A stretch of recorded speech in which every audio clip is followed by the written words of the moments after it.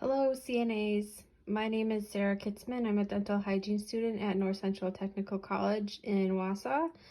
I just wanted to take a few minutes to talk to you about dental and oral care for your residents. So the purpose of this presentation is to bring attention to your residents' oral health, to increase the oral care frequency of your residents and be aware of their diet, and to just overall help you care for your residents. So here's a few quick tips for taking care of elderly oral health. So remind them to brush, floss, and rinse. I know as they age, they might be losing their memory a little bit, so it's really important to remind them. They might forget that they're supposed to brush, floss, and rinse, or they might just forget how to do it, and it's really a good idea to remind them, like after meals, so after they all eat breakfast, before they go back to their rooms or move on to their next activity, it'd be a good idea to have them go brush their teeth. And then after dinner or before bed, also a good idea for them to take care of their mouth. Ask them if they need help. They might really appreciate you taking the time and effort to help them brush their teeth, and make sure they have the supplies that they need.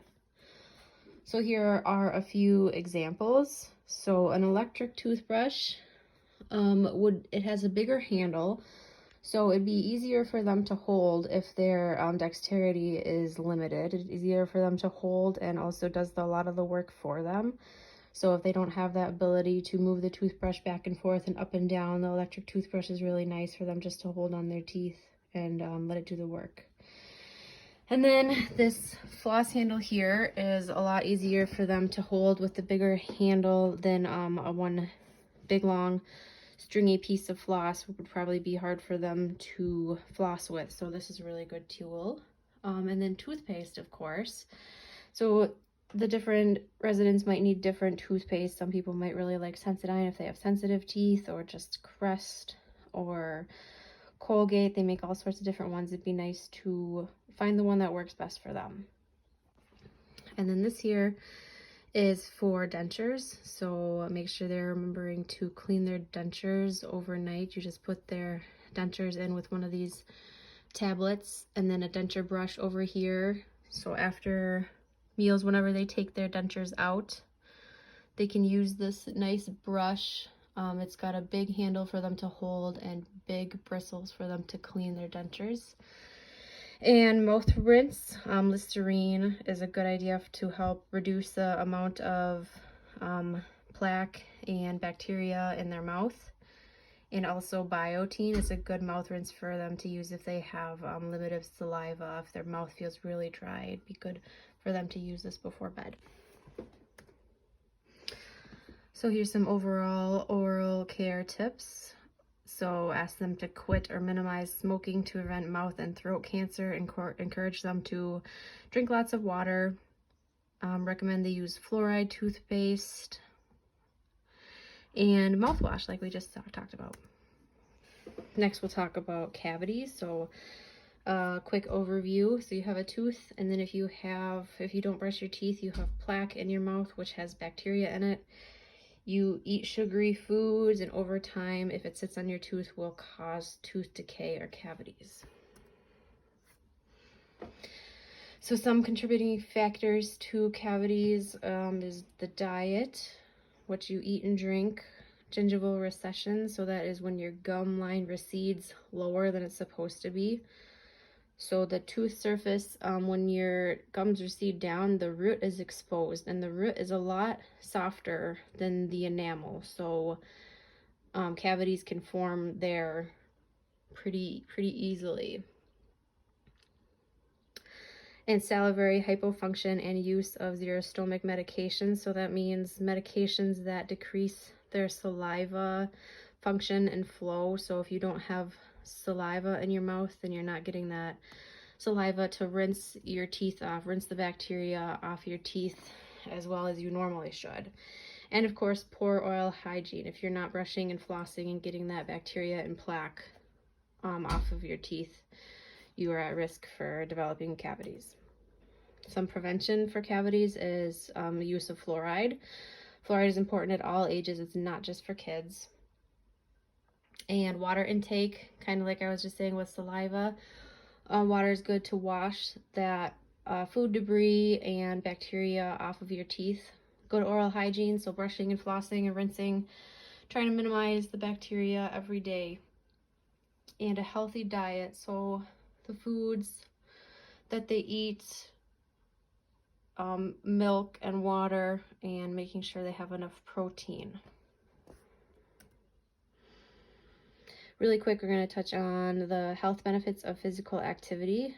So people who stay physically active have better cognitive function, improved sleep, and the lower risk of early death, cardiovascular disease, stroke, type 2 diabetes, cancer, weight gain, and depression. So all of that relates to oral cavity, because if you have any of these diseases, then chances are your quality of life is lower, and they might not feel motivated to take care of themselves. They might be on extra medications, which could decrease their salivary flow.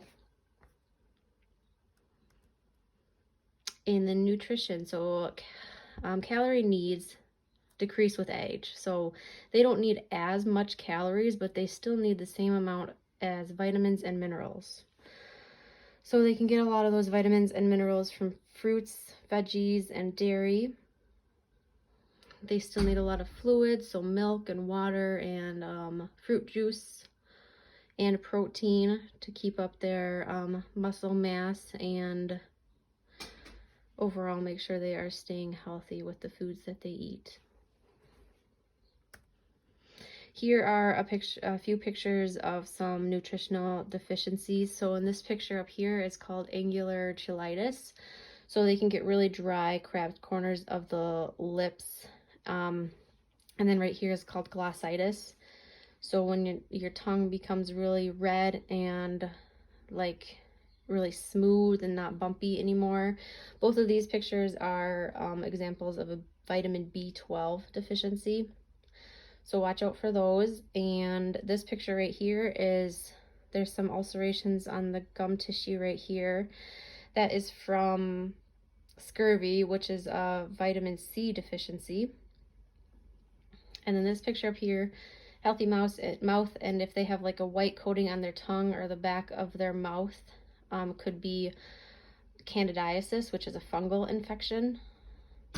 So make sure you're keeping an eye on your residents, make sure they don't have any of these signs or symptoms. And if they're like not eating or drinking as well as they used to, maybe they're having a problem going on in their mouth, and you might want to ask them about that. So here's a quote from Dr. Cami Haas. Oral health is another essential piece of the puzzle when it comes to staying healthy. So just remember to keep an eye on your residents' oral health. It might really make a big difference in their day if you ask them if they need help with brushing their teeth, or if you notice any differences in them. And if they don't have the supplies you need, if you provide those for them, or reach out to a family member to provide them for them, or if you think they might need to be seen at the dentist, you know, it could really show how much you care about them if you are talking to them about it or reaching out to their family. All right. Thank you for your time. Bye.